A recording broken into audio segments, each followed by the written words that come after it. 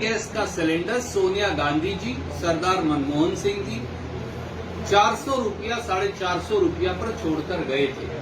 आज वो रसोई गैस का सिलेंडर 925 रुपया हो गया और बहुत जल्द 1000 रुपया प्रति सिलेंडर की तरफ बढ़ रहा है।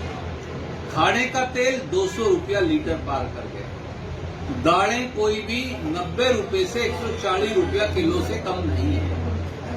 चीनी हो, दूध हो, घी हो, खाने की कोई और वस्तु हो, आम गरीब आदमी, एससी बीसी के हमारे भाई बहन, आम जनमानस, मिडिल क्लास के लोग, नौकरी पेशा लोग कहां जाएं?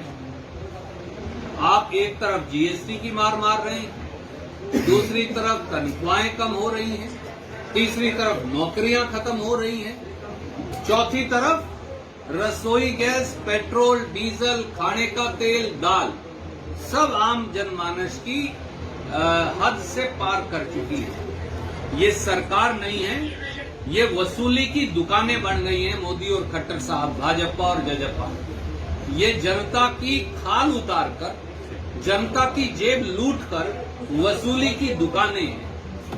अभी भी समझ जाइए और इसे चेतावनी समझिए। अगर आप बाज नहीं आए और जनता पर पेट्रोल, डीजल, रसोई गैस, खाने का तेल, रोजमर्रा की जरूरत की वस्तुएं, उनका भार इसी तरह डालते रहे तो वो दिन दूर नहीं कि हरियाणा और दिल्ली दोनों जगह से भाजपा, जजपा और भाजपा को उखाड़ फेंका जाएगा। कोई प्रश्न आप पूछना चाहे तो स्वागत। सुरजेवाला जी, अब हरियाणा सरकार की जो कार्य प्रणाली है उसको लेकर के सरकार के जो विधायक है, मंत्री है, वो भी उंगलियां उठाना शुरू कर दें। और खासकर कैथल के अंदर तो कई विधायकों ने यह भी कहा है कि अफसरशाही हैवी है। माफ कीजिए, कहने से क्या फर्क पड़ता है? कहते रहिए तो जिम्मेवारी खत्म हो गई लोगों की सेवा करने की। लोगों ने विधायक को, सांसद को, मंत्री को, सरकार को गाली देने के लिए नहीं बनाया। अगर आप सरकार के अंदर हैं, अगर आप भाजपा के सदस्य हैं, अगर आप सरकार का समर्थन कर रहे हैं, अगर आप सरकार में पद लिए बैठे हैं, तो जनता का काम करना, माफ कीजिए, आपकी जिम्मेवारी है। और अगर आप कर्तव्य का निर्वहन नहीं कर सकते तो फिर जनता की सेवा आप कैसे कर पाएंगे और वो दायित्व कैसे निभा पाएंगे जिसके लिए लोगों ने आपको चुना है। ऐलनाबाद का चुनाव हो रहा है सर, तो वहां पर अभय सिंह चौटाला ने इस्तीफा देकर के सीट को खाली किया और आज वो खुद कैंडिडेट बन गए। तो मतलब आप वो, उनका कहना ये था कि कृषि कानूनों के विरोध में उन्होंने इस्तीफा दिया था। क्या उनका चुनाव लड़ना अब सही था? देखिए, जो बात अब डब्बों में बंद है उस पर टिप्पणी करने का लाभ नहीं, पर मैं आपको एक बात कह सकता हूं जी।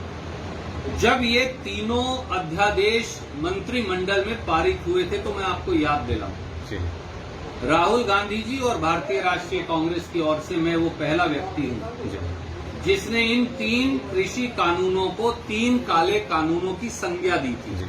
आज पूरा देश इन्हें 3 काले कानून कहता है। तब तक भोले किसान को, मंडी के हमारे साधारण बेचारे आड़ती को, दुकानदार को, मंडी मजदूर को, एससी बीसी के हमारे मजदूर भाइयों को, उनको तो ये अध्यादेश वो पढ़ ही नहीं पाए थे। मैं हिंदुस्तान में पहला वो व्यक्ति हूं जिसने इन कानूनों को 3 काले कानूनों की संज्ञा देकर एक व्यापक संघर्ष चलाने का आह्वान किया था। और वो मेरी बात आपके सामने सच आई है। याद करिए, जब जीएसटी भी लेकर आए तो राहुल गांधी जी ने इसे गब्बर सिंह टैक्स, और मैं उनके साथ ही बैठा था, हमने पहली बार पढ़ा था। लोग बोले नहीं तो बड़ी अच्छी चीज है। आज आम दुकानदार से पूछ लीजिए, वो कहता है वाकई में जीएसटी गब्बर सिंह टैक्स। जब मोदी जी नोटबंदी लेकर आए तो हम वो पहले आदमी हैं जिन्होंने कहा ये लूट की दुकान है, अमीर आदमियों के नोट बदले जाएंगे और मेरी बहनें, मेरी माताएं जो अंटी के अंदर 100 रुपया, 500, 1000 रुपए के नोट लिए हैं, वो सब खराब हो जाएंगे और गरीब मरा। इसीलिए कम से कम अब प्रदेश और देश की जनता को ये पहचानना पड़ेगा कि उनका दुश्मन कौन है और उनका दोस्त कौन है। दुष्यंत चौटाला तो बार बार ये कहा करते थे कि भारतीय जनता पार्टी गद्दार है और वो इनको यमुना पार करवा के आएंगे। तो फिर वही दुष्यंत चौटाला गद्दारों की गोदी में बैठकर मलाई क्यों खा रहे हैं 12-12 महकमों की? आप बताइए। पारदर्शी भ्रष्टाचार है। सर, एक यूपी के अंदर लखीमपुर की घटना हो जाती है, वहां पर किसानों को रौंद दिया जाता है, तो पूरा कांग्रेस की तरफ से उनके खिलाफ एजिटेशन और प्रदर्शन किए जाते हैं। लेकिन एक घटना दिल्ली के अंदर भी होती है, जहां बॉर्डर के ऊपर एक दलित युवक की निहंगों के द्वारा हाथ पांव काट दिए जाते हैं, तो वहां कांग्रेस की तरफ से एक शब्द भी नहीं बोला जाता। जी नहीं, मैं आपसे सहमत हूं। आप याद करिए और कृपया करके रिकॉर्ड निकालिए। मैं पहला वो आदमी हूं जिसने भारतीय राष्ट्रीय कांग्रेस की ओर से औपचारिक तौर से कहा कि अगर किसी ने किसी की हत्या की है, हत्या करने वाला भी दलित समाज से था, जिसकी हत्या हुई वो भी हमारा एक दलित नवयुवक था, इनको कड़ी से कड़ी सजा दीजिए, गिरफ्तार करिए। हमारी मांग के ऊपर सोनीपत पुलिस ने उन लोगों को गिरफ्तार किया, उन पर कार्रवाई की और उसके बाद संयुक्त किसान मोर्चा ने भी आगे बढ़कर इस काम की भर्त्सना की और ये कहा कोई आदमी कानून अपने हाथ में ले, उस पर कार्रवाई होनी चाहिए। और मैं आपको एक याद भी ये भी दिलाऊं, उसके बाद ये खबर भी आई कि वो सारे लोग जो इसमें शामिल थे वो देश के कृषि मंत्री नरेंद्र सिंह तोमर जी के साथ जलेबियां खा रहे थे, फोटोएं खिंचवा रहे थे, उनके कार्यालय में बैठे थे। हत्यारे देश के कृषि मंत्री के कार्यालय में कैसे बैठे थे? क्या किसी पत्रकार साथी ने या भाजपा के किसी नेता ने जवाब दिया?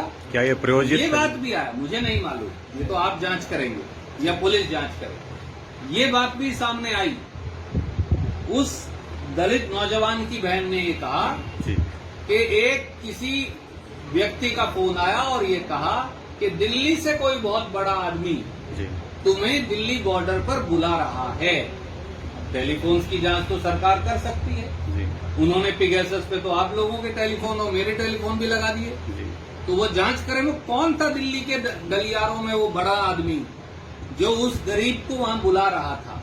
तो इस पूरे षड्यंत्र की जांच भी होनी चाहिए। सर, एक लास्ट क्वेश्चन।